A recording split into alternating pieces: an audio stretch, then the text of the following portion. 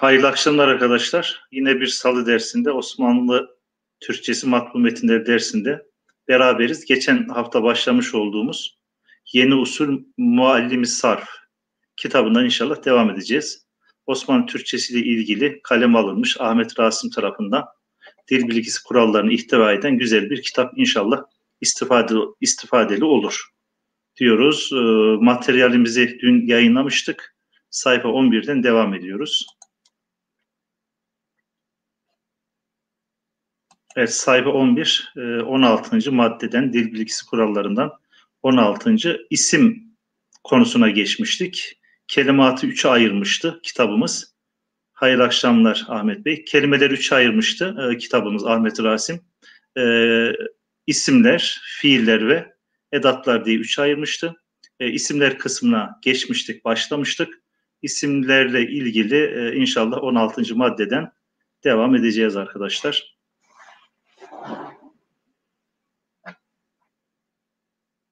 16. maddeyi ben okuyayım. Başlangıcı ben yapmış olayım. İnşallah siz de zaman zaman bazı maddeleri, özellikle kısa maddeleri veya bazı bölümleri yazarsanız mesaj bölümünden memnun olurum arkadaşlar. 16. madde dediğimiz gibi geçen hafta başlamış olduğumuz bir kitap. Yeni Usul Muallimi Sarf. Yani dil bilgisini öğreten bir kitap. Osmanlı Türkçesi ile alakalı arkadaşlar. Ahmet Rasim demiştik. 16. madde.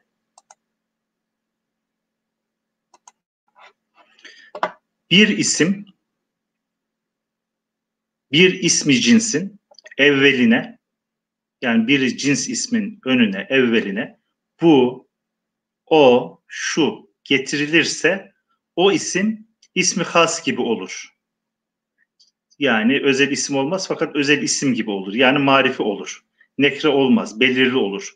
Zira bu hane dediğimizde o evden başka bir ev anlaşılmaz. İşaret sıfatlarını başına getirdiğimiz zaman bir nevi ismi has gibi, özel isim gibi olur diye böyle bir madde düşmüşler arkadaşlar. İhtar kısmına geçiyoruz. Evet, ihtar kısmında iki tane bizim burada terimimiz var, ıstılahımız var. Tabii Arapça dil bilgisi kurallarından istifade edildiği için Arapça iki tane terim kullanılmış. Bir marife, iki nekre arkadaşlar.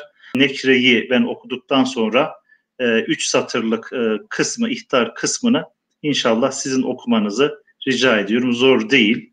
Yazanlar mesajlar kısmına yazarlarsa memnun oluruz. Herkes yazmak durumda değil ama müsait olanlar yazarlarsa güzel olur. İhtar kısmını, o hatırlatma kısmını inşallah okuyalım. Buyurun.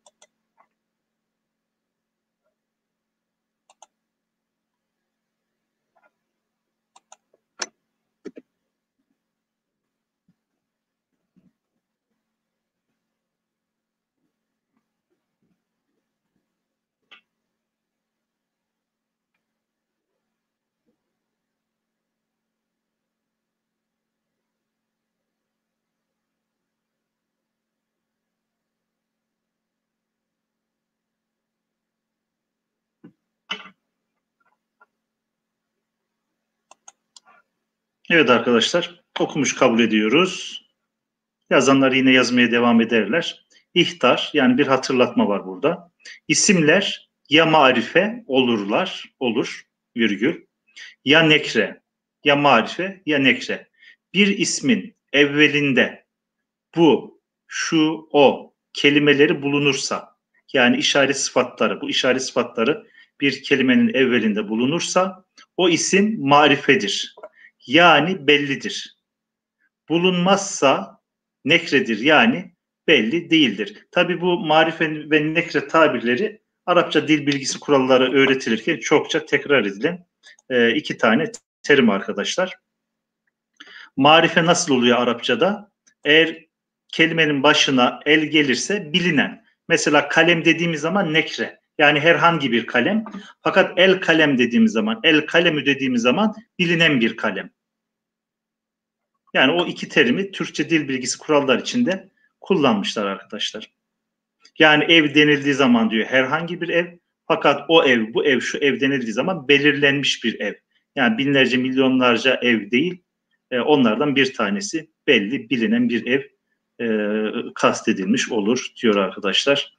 Evet, 17. maddeye geçiyoruz arkadaşlar. 17. madde kısa. 17. maddeyi mümkünse arkadaşlar mesajlar kısmına yazalım. Yani burada da evet yine 2 tane terimimiz var arkadaşlar. Onları da okurken biraz dikkat edelim. Nicelik ve nitelik diyoruz şu an Türkçe'de. Evet Ahmet hocam, İngilizce'deki the gibi, evet doğru.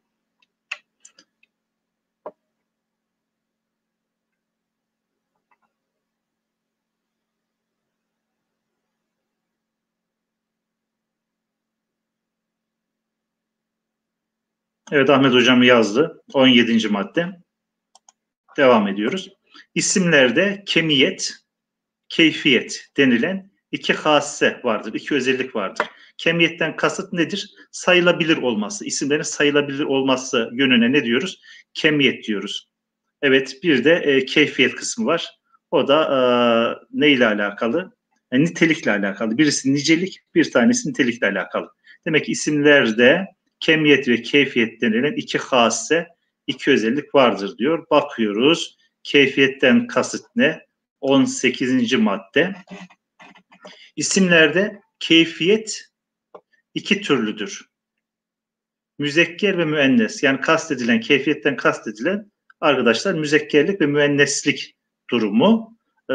Yani kitap hazırlanırken her ne kadar ön sözünde Ahmet Rasim Fransız dil bilgisi kitaplarını esas aldık tarzında bir açıklama yapsa, burada Arapça dil bilgisi kitaplarından da Osmanlı döneminde yazılan kitaplardan da istifade edildi veya Arapça kitaplardan, dil bilgisi kitaplarından istifade edildi anlaşılıyor. Keyfiyetten kasıt neymiş? İsimlerde keyfiyet 2 türlüdür. Türlü kelimesi arkadaşlar genellikle eskiden beri dürlü şeklinde yazılır fakat türlü diye okuyoruz. Son zamanlarda türlü tarzında yazma, T ile, vav ve ra ile yazma durumu da var. Fakat gördüğümüz zaman ne yapmayacağız? Şaşırmayacağız arkadaşlar. Keyfiyetten kasıt müzekkerlik ve müenneslik. Yani müenneslik ve müzekkerlik Arapçada Sami dillerinde çok yaygın bir uygulama arkadaşlar. Dil bilgisi kuralı diyelim. Yani bir kelime ya müzekkerdir ya müennestir. Türkçe'de biliyorsunuz kelimelerin müzekker ve müennesleri bulunmamaktadır. Avrupa'daki bazı dillerde de kısmi olarak müzekkerlik ve müenneslik bazı kelimelerde bulunmaktadır arkadaşlar. Evet 19. maddeye bakıyoruz. 19. maddeyi de ben okuyayım. Temrin kısmına geçtiğim zaman, alıştırmalar kısmına geçtiğimiz zaman sizin okumanızı inşallah isteyeceğim. 19. madde. Erkek isimleri müzekkerdir. Yani müzekkerden kasıtlık nedir? Erillik. Baba, öküz gibi. Evet, baba nedir? Müzekkerdir. Öküz kelimesi de nedir? Müzekkerdir. Kadın, dişi isimleri müennestir. Kadın, dişi isimleri müennestir. Ana, inek gibi örnekler vermiş arkadaşlar.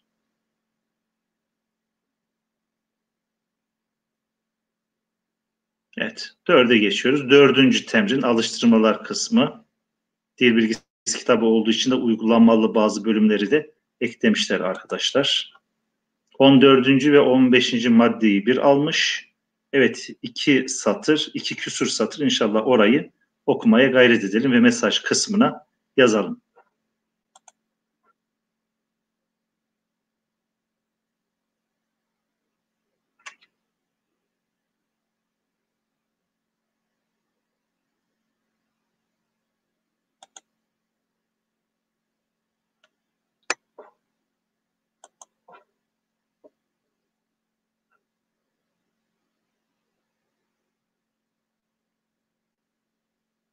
Evet 14-15 kaide bir kural. İnsan isimleri ismi has, özel isimdir. İsmi cinslerden ayırın. Yani burada bir ikaz yapıyor. Alıştırma yaptıracak burada kitap okuyanlara. Burada bir hatırlatma yapıyor. İnsan isimleri ismi hastır, özel isimdir. İsmi cinslerden ayırın. Mesela buğday ismi cins, Hüseyin ismi has. Yazın. Evet o şekilde yazın dediği aşağıdaki kelimeleri yazın diyor. Evet, buradaki kastettiği nedir? Hemen bakıyoruz. Alıştırmada bizden ne istiyor? Burada karışık kelimeler vermiş arkadaşlar. Bunların bazısı ismi has, bazısı ismi cins. Hangileri ismi has, hangileri ismi cins? Yani sadece bir kişiye işaret ediyorsa, sadece bir varlığı ifade ediyorsa ismi has diyoruz, özel isim diyoruz. Fakat bir cinsin genelini ifade ediyorsa ismi cins diyoruz arkadaşlar. Burada örnekleri vermiş. Oradaki örnek olan kelimeleri inşallah mesaj kısmına yazalım. Yani ayırma yapmayalım. Yani şu ismi cinstir, şu ismi hastır demeyelim. İsteyen o şekilde de yapabilir. Yani bir kısım arkadaşlarımız cins isimleri yazsınlar, bir kısım arkadaşlarımız da özel isimleri yazsınlar.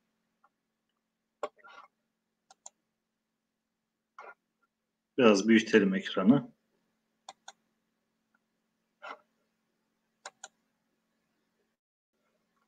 Yani kelimeler çok zor değil arkadaşlar. Zaten net yazılmış kitabımızda. Yani yazımda çok bir sıkıntı yok. İmlasında veya baskısında çok bir hata yok. O zaman şöyle beraber okuyarak gidelim arkadaşlar. Hem dil bilgisini de böyle hatırlamış oluruz.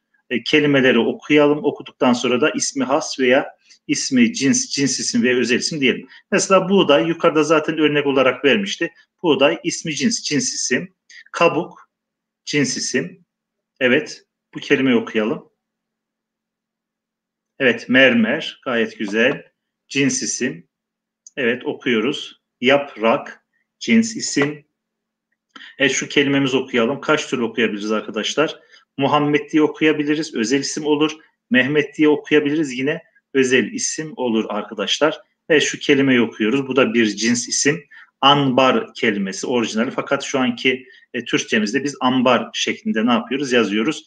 B'den önce gelen n'ler genellikle M'ye dönüyor. Çember gibi, tenbel gibi. Biz B'den önce gelen n'leri günümüz Türkçesinde daha çok M ile ne yapıyoruz?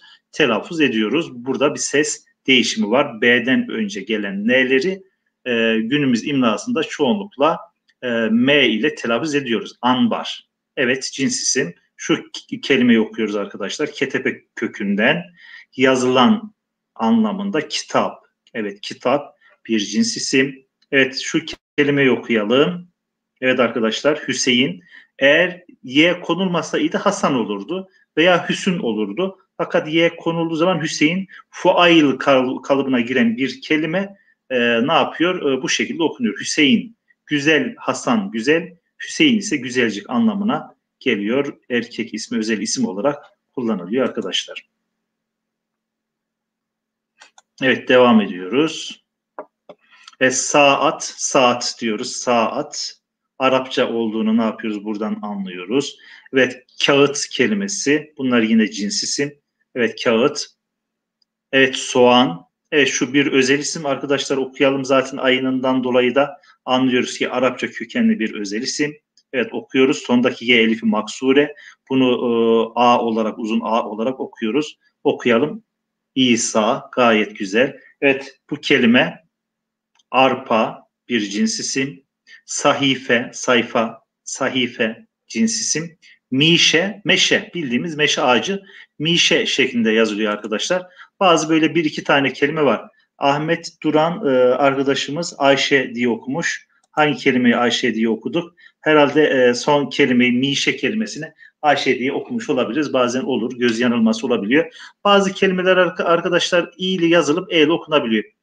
Yani meşe, ondan sonra mesela kise, kese gibi kelimeler bu şekilde i'li yazılıp e'li okunabiliyor. Birkaç tane kelime var arkadaşlar. Evet, son satır okuyoruz. Ahmet. Şu kelime iki türlü okunabilir. Fakat burada isim olan, erkek ismi olan şekliyle okumak daha uygun. Çünkü burada isimlere örnek veriliyor. Eğer biz bunu Ala diye okursak isim olmaz arkadaşlar. Ala üzerinde anlamda ne olur? Edat kısmına girer. Arapça dil bilgisi kurallarına göre diyelim. Yani isim olmaz. Ali diye okuyacağız. Yoksa bunun yerine göre cümlenin gelişinde ala şeklinde okunma durumu var mı? Var arkadaşlar. Evet, çiçek. Evet, bir erkek ismi daha Niyazi. Son kelime yine bir erkek ismi Enver şeklinde ne yapıyoruz? okuyoruz arkadaşlar. Evet, 12. sayfaya geçiyoruz inşallah.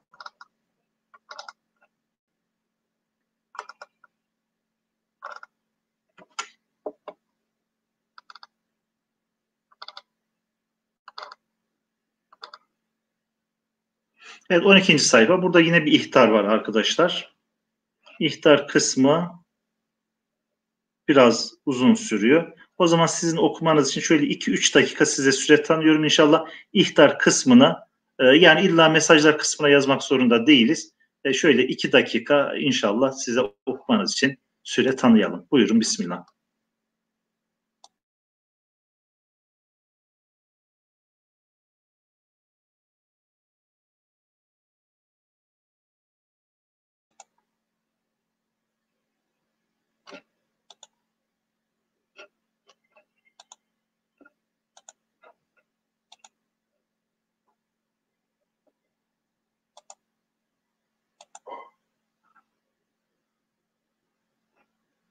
Arkadaşlar, görüntüde bir bozukluk var mı? Şu an bende görüntü bozuk gözüküyor.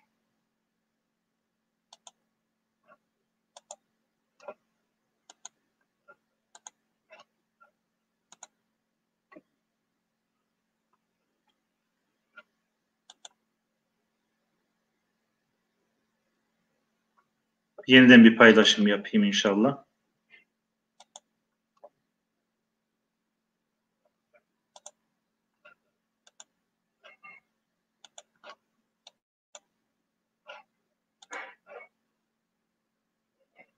Evet, tamam, düzeldi. Görüntü düzeldi.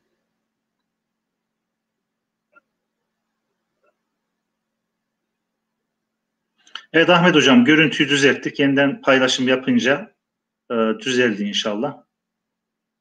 Evet, sayfa 12'de devam ediyoruz. İhtar kısmını inşallah okuyacağız. Görüntü gittiği için biraz daha bekleyeceğim. Tamam.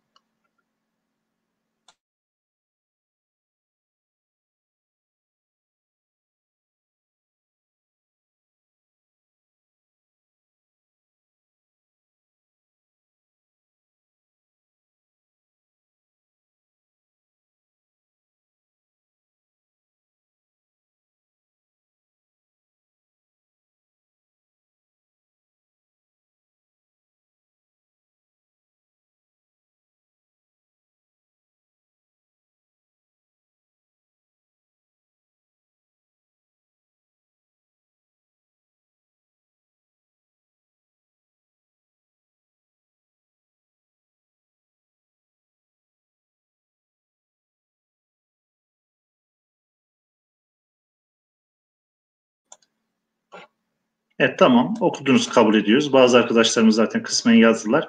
İhtar burada bir hatırlatma.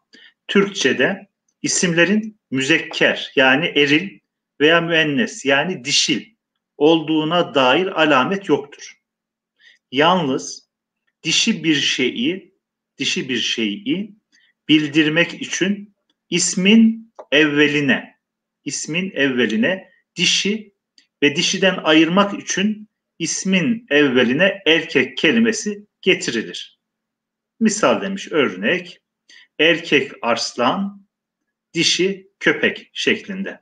Yani Arapçada olduğu gibi veya kısmen Batı dillerinde olduğu gibi veya Sami dillerinde olduğu gibi Türkçe'de isimleri ne yapamıyoruz? Eril veya dişil, müzekker veya müennes diye bütünüyle ne yapamıyoruz? Ayıramıyoruz arkadaşlar. Evet, kemiyet, çokluk konusuna girdik arkadaşlar. Keyfiyet konusunu bitirdik. Kemiyet, çokluk kısmına girdik. Evet, 20. madde inşallah. 20. maddeyi mesaj kısmına yazalım arkadaşlar. Orada yine 2 tane terimimiz var. Tekil ve çoğul anlamında Osmanlı döneminde kullanılan Arapçadan geçme 2 tane kelime var arkadaşlar. Onu yazarsak memnun oluruz.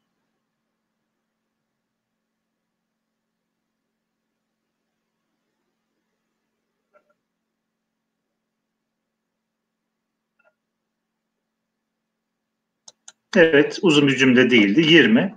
Kemiyet yani çokluk, iki türlüdür yani türlüdür.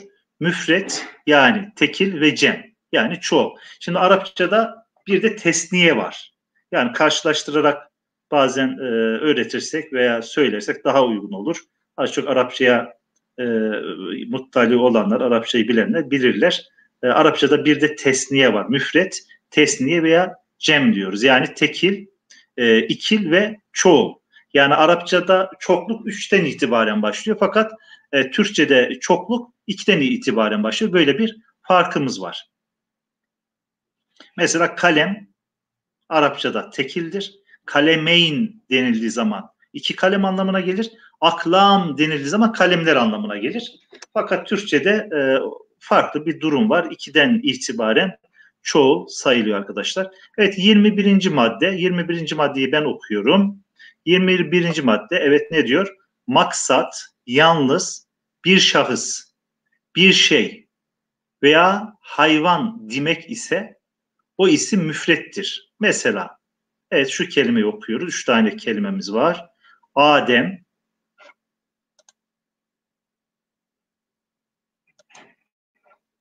kalem, kağıt. Şu Adem kelimesini arkadaşlar adam diye de okuyabiliriz. Fakat Adem kelimesi ile adam kelimesini ayırmak için son zamanlarda adam yazımında dal harfinden sonra elif yazımı tercih edilmiş. Fakat zaten adam kelimesinin kökü de yine nedir arkadaşlar? Adem kelimesinden gelmektedir. Evet, Adem kelimesi, kalem kelimesi ve kağıt kelimesi nedir? Tekildir arkadaşlar. Evet, 22. madde inşallah sizin okumanızı istiyorum. Okuyalım. Müsait olanlar da mesaj kısmından 22. maddeyi yazabilirler arkadaşlar.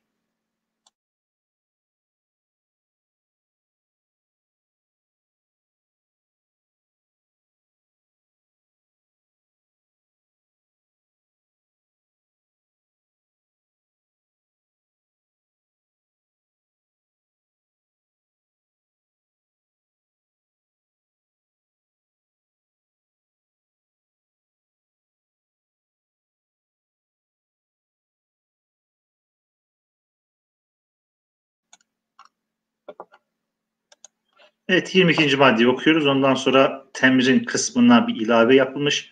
Oraya geçeceğiz arkadaşlar. Evet, 22. madde, birden ziyade maksud olursa o isim cemdir. Yani çoğuldur.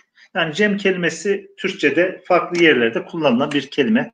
Arapçadan girmiş. Cem kelimesiyle bağlantılı hangi kelimeler var? İşte içtima kelimesi var, cami kelimesi var, cem evindeki cem kelimesi var. Ondan sonra cemiyet kelimesi var, cemaat kelimesi var. Yani cem kelimesiyle bağlantılı Türkçe'de kullanılan bayağı bir kelime var. Mesela mecmu kelimesi var, mecmua kelimesi var arkadaşlar. Arada bir de hatırlatma yapalım. Demek ki birden ziyade maksud olursa o isim cemdir, yani çoğuldur. Bir ismi cem etmek, çoğul yapmak için o ismin ahirine bir ler getirmek lazımdır. Yani Türkçe o noktadan kolay arkadaşlar. Sadece ler ekini kullanarak ne yapıyoruz? Çoğul yapabiliyoruz. Gerçekten Arapçada çoğul mevzu çok geniş. Sadece 30 küsur yani müştak kelime türeten kalıplarla yapılan çoğul şey var. Kelime türü var. Çoğul yapan kalıplar var diyelim. Yani eklerin dışında, tabii ekler de kendi içinde müennes ve müzekker diye ayrılıyor arkadaşlar. At, çoğul eki, in, un, çoğul eki var. Ve 30 civarında da çoğul yapan Arapça kalıplar var. O cihette Türkçe'de çoğul yapmak biraz daha kolay arkadaşlar. Evet, temrine ilave yapılmış arkadaşlar. Temrine yani alıştırma, ev ödevi manasını verebiliriz temrin kelimesine. İlave yapılmış. 14 ve 15. Burada bir kaide var. Burayı ben okuyayım inşallah. Açıklama kısmını ben okuyayım. Aşağıda verilen örnekler kısmını inşallah siz okuyun. Okuyabildiğinizde mesaj kısmına yazarsanız güzel olur. Evet. Kaide, memleket, kıta, şehir, köy isimleri ismi hastır. Araba ismi cinstir diye yazın. Burada tabii talimat yapıyor. Ödev verdiği için şunları yazın diye yol gösteriyor. Evet, memleket ismi dediğim mesela Türkiye bir özel isimdir. Kıta, Asya bir özel isimdir. Mesela örnek veriyoruz. Şehir mesela İstanbul bir özel isimdir. İşte köy diyelim ki Kadıköy bir özel isimdir. Bunlar ismi has yani özel isimdir. Ama ismi cinse de burada bir örnek vermiş. Araba ismi cinstir diye yazın demiş. Aşağıda da arkadaşlar neler var? Yani memleket isimleri var. Kıta isimleri var. Hayvan isimleri var. Şehir isimleri var. Bunların bir kısmı ismi has, bir kısmı da ismi cins oluyor arkadaşlar. Şimdi okuyabildiğimiz kadar okuyalım. Burada kelimeler var. Dediğimiz gibi çiçek isimleri, hayvan isimleri, şehir isimleri, kıta isimleri. İnşallah şöyle ben 2 dakika yine bir sessizlik ortamı sağlayayım. Arkadaşlar 2 dakika size müddet burada okuyalım. Okuyamadığımız kelimeleri mesaj kısmında belirtirseniz veya yanlış okursanız zaten orada tespit ederiz. Hadi buyurun Bismillah diyoruz. 4 satırda yazan örnekleri inşallah okuyalım.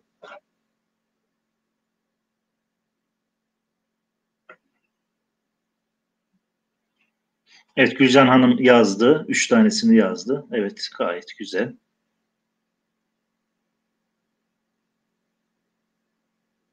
Evet, Ahmet Öksüz Kül yazdı. Yani kül olabilir ama sanki örnekten yola çıkarak gül daha uygun gibi geldi ama cümle bağlamında tabii ki gül müdür, kül müdür? Hani burada özel isim, cins isime örnek verdiği için kül yerine ne yazması? Gül yazması veya göl yazması, göl yazması daha uygun arkadaşlar. Vavlı yazıldığı zaman ne olabilir? İkinci satırın başındaki kelime için söylüyorum. Göl olabilir, kül olabilir. Evet, olabilir ama gülmek zaten olmaz. Gülmek fiil olmaz. O zaman biz bunu gül yerine birinci kelimeyi göl okursak, ikinci kelimeyi de gül parçadan geçtiği için vavı yazılmıyor arkadaşlar. Okursak daha uygun olur. Tamam. Bayağı okundu. İnşallah beraber gidelim. Evet, araba birinci kelime. İkinci kelime Anadolu. Anadolu. Evet, üçüncü kelimemiz Galata, inek, Amerika. Fakat Amerika kelimesinin yazımında normalde mimden sonra H'yi tercih etmiyoruz arkadaşlar.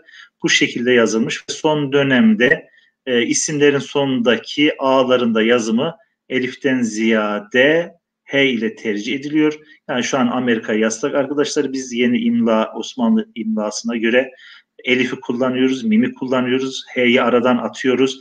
R, Y, Kaf ve H ünlüsünü ne yapıyoruz? Kullanıyoruz. Amerika'yı o şekilde yazıyoruz. Evet, arslan. Arslan kelimesinde 2 türlü yazımı var.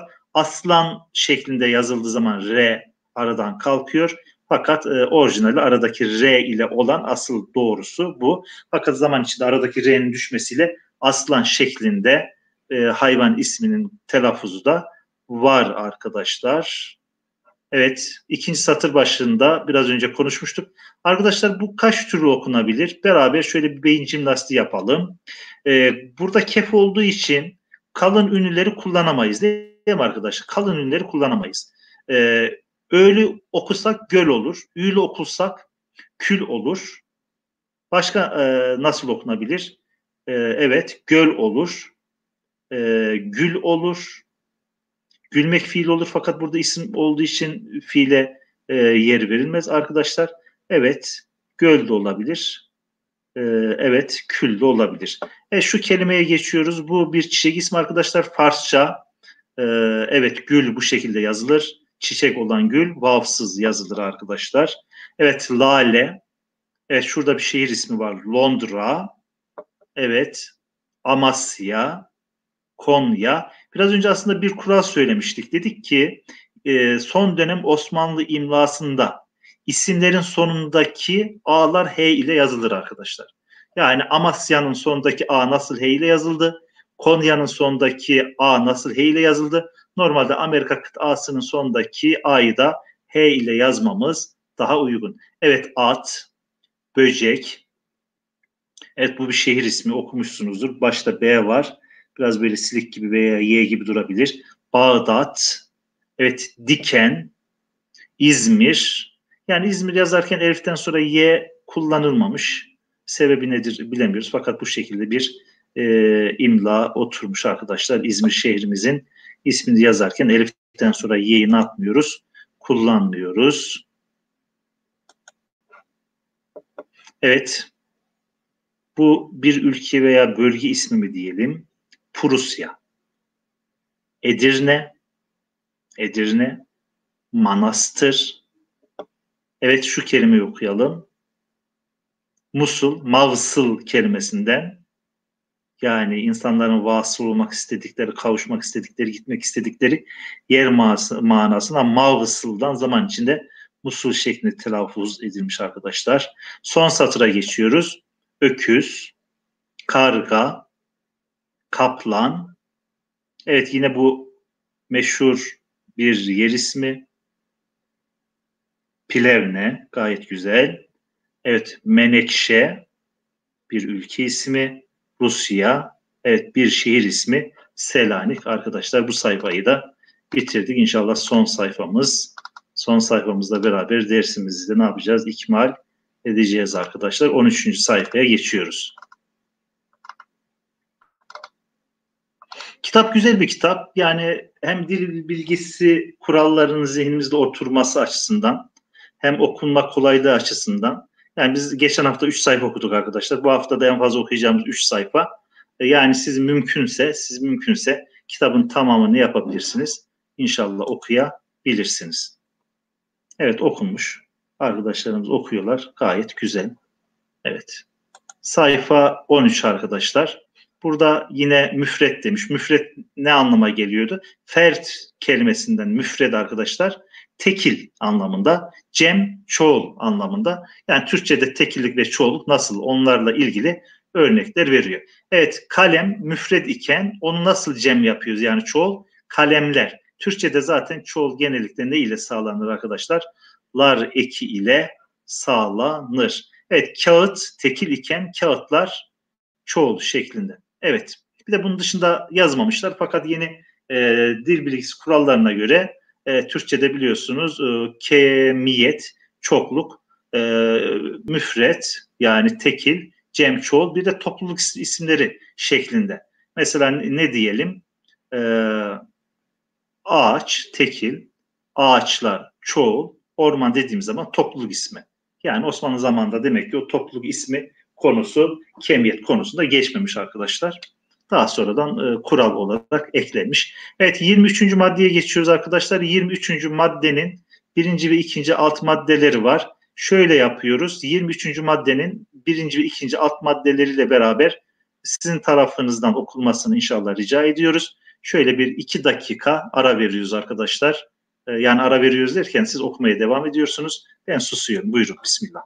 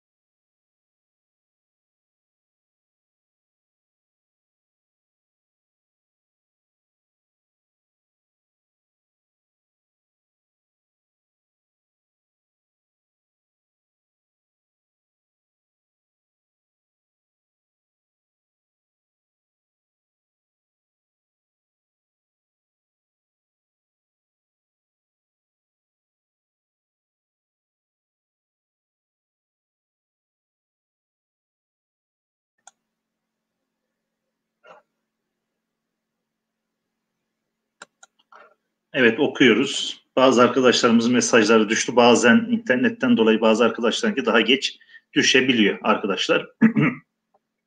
23. maddeyi okuyorum. İsmi hasların, has özel anlamında, ismi has yani özel isimlerin ahirine yani sonuna ler gelmez. Lakin bazı ahvalde cem edilirler.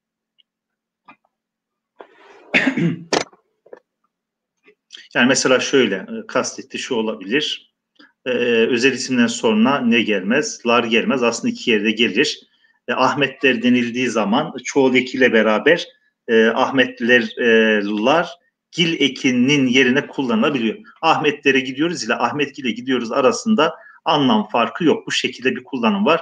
Veyahut bazen işte Ahmetler, Mehmetler, Hasanlar, Hüseyinler derken özel isimleri sayarken özel isimlerin sonlular gelebilir. Fakat lar geldiği zaman o artık neyden çıkmış olur? Bir nevi özel isimlikten çıkmış olur arkadaşlar. Evet, bir.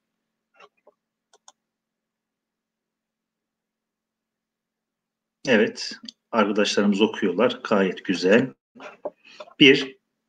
Bir isimde olan şahıslar. Bir isimde olan şahıslar beyan edilmek istenilirse. Aynı ismi taşıyan şahıslar beyan edilmek istenirse. Osmanlılar, Süleymanlar bu şekilde gelebiliyor. Mesela sınıfta diyelim ki 2 tane Osman adında öğrenci var. Osmanlılar gelsin.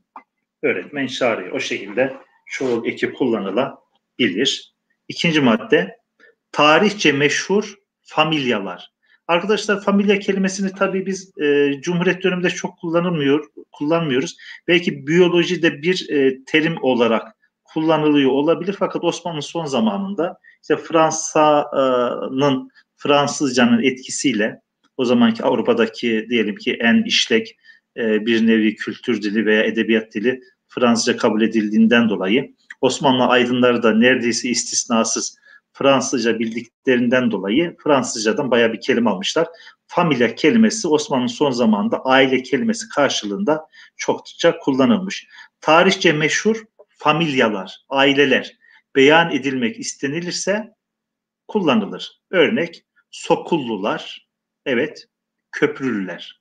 Sokullular bir hanedan, bir aile, bir de Köprülüler ikinci bir aile. Yani aynı soydan, aynı kökten gelen vezirleri ifade ediyor arkadaşlar. 2 tane aile. Evet. 3. maddeyi okuyalım. 3. madde. Evet, yine 3. maddeyi arkadaşlar siz okuyun. Size biraz zaman tanıyayım inşallah. Ben susuyorum. 2 dakika.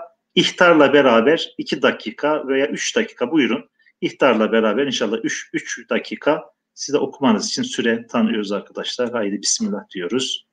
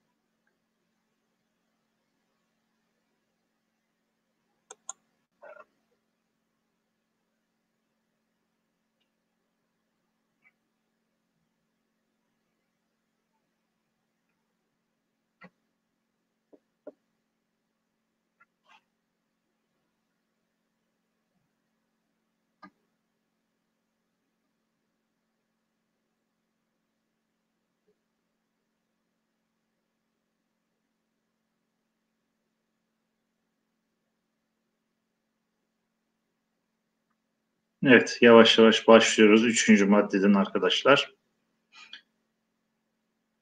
Bir isimde olan şahıslara, bir isimde olan şahıslara benzetmek. Benzetmek kelimesinde kâf-ı nuni kullanılıyor arkadaşlar. Aklınızda kalsın. Ben kelimesi, vücut lekesi veya benzetmek veya benzer kelimelerinde kâf-ı nuni kullanılır. Benzetmek kast olunursa örnek İbn Sina'lar, Farabiler şarkta yetişmiştir. Yani İbn Sina ve Farabi'ye benzeyen bilim adamları, önemli şahsiyetler, alim, ülema manasına İbn Sina'lar, Farabiler şarkta yetişmiştir. Gibi ki İbn Sina, Farabi gibi alim, fazıl ademler veya adamlar fark etmez arkadaşlar. Yani eski zamanda Adem kelimesiyle adam kelimesinin yazımı aynı. Fakat son zamanlarda adam kelimesini yazarken ne dedik? Daldan sonra elif koyabiliyoruz dedik. Şarkta yetişmiş demek olur. İhtar kısmına geçiyoruz. İhtar, bir ismin evvelinde adet bulunursa o isim cem edilmez. Bu da dil bilgisi kuralı olarak. Mesela 5 kalemler denilmez. 5 kalem denir. Yani Türkçe'de öyle fakat İngilizce'de, Arapça'da o şekilde değil arkadaşlar. Az çok biliyorsunuz. Yani 5 kalemler gibi sanki İngilizce'de ve Arapça'da o şekilde başına sayı da gelse, çoklukta olsa kelimenin ismin sonunda çoğul eki ne yapıyor? Geliyor arkadaşlar. Evet, temrine ilave demiş. İnşallah son kısmımız da bu. Son kısım. İnşallah. Burayı okuyarak dersimizi ne yapacağız? İkmal edeceğiz. Ben okuyayım arkadaşlar. Siz yavaş yavaş takip edin. Çok da zor değil zaten. 4, evet, temrini ilave. 4. temrin. Evet, ikinci ilave. 4. temrin ikinci ilavesi. 14 ve 15. kaideye ek olarak devam ediyor. Evet, özel isimde cins isim konusu olması lazım. Şöyle hemen bakıyoruz, okuyalım. Evet, deniz, deniz, geniz nesiyle yazılır. Bazen kelimelerin yazımı üzerine durur konuşursak böyle biraz daha akılda kalıcı olur. Deniz, evet, nehir, dağ, göl, ırmak, ada isimleri ismi hastır. Yani kastettiği şu, bunlar tabii ki cins isim fakat mesela herhangi bir ada ve herhangi bir deniz, nehir ismi söylendiği zaman o ne oluyor? Özel isim oluyor. Örnek Balkan ismi has, yani bir memleket ismi. Balkan denildiği zaman özel isimdir. Evet, diye yazın diye burada talimat veriyor. Temrin kısmı olduğundan dolayı. Balkan belli bir bölge ismi, bir yarımada ismi. İsmi has, yani özel isim. Evet, Toros bir dağ silsilesi ismi. Sakarya, evet, yine bir özel isim oluyor. Nehir denildiği zaman cins isim fakat Sakarya denildiği zaman özel isim oluyor. İncir, evet, burada bir nehir ismi var arkadaşlar. Onu yazabilir miyiz? Şu nehir ismini hemen mesaj kısmından takip ediyoruz arkadaşlar. Evet, Trakya'da.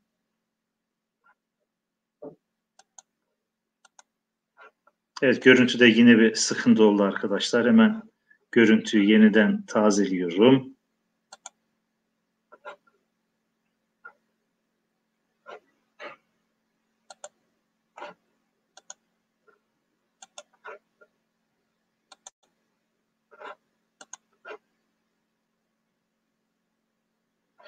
Evet, Halim Güçlü yazmış. Meriç, evet, gayet güzel.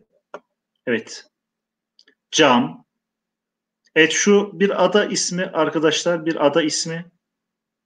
Hemen okuyoruz, okuduk gibi. Şu an Ege'de, Ege'yi Akdeniz'e bağlayan kısımda Akdeniz'e doğru Girit. Evet, şu kelimeyi okuyoruz, Hokka.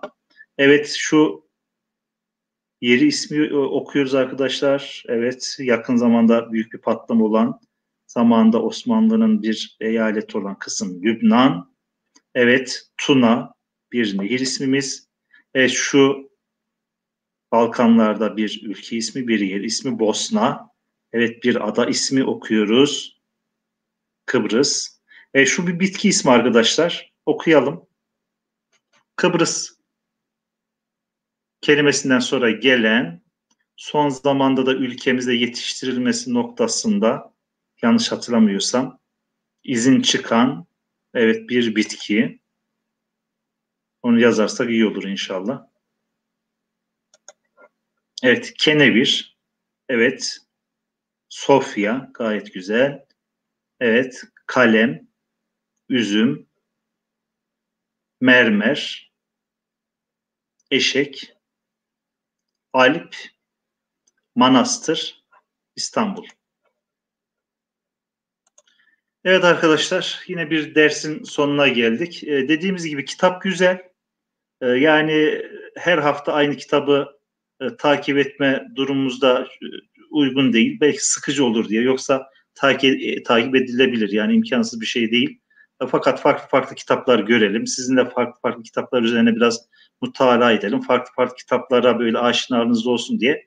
Yani en fazla bir kitabı 2 hafta, 3 hafta devam ettiriyoruz. İnşallah bugünlük de bu kadar. Dediğimiz gibi biz görüyorsunuz bir derste en fazla 3 sayfa, 4 sayfa, 5 sayfa okuyabiliyoruz. Daha fazla okuyamıyoruz. 2 hafta olsa 5, 6, 7 sayfa, en fazla 10 sayfaya kadar okuyabiliyoruz. İnşallah zaman olan, müsait olanlar, kitap gerçekten de güzel.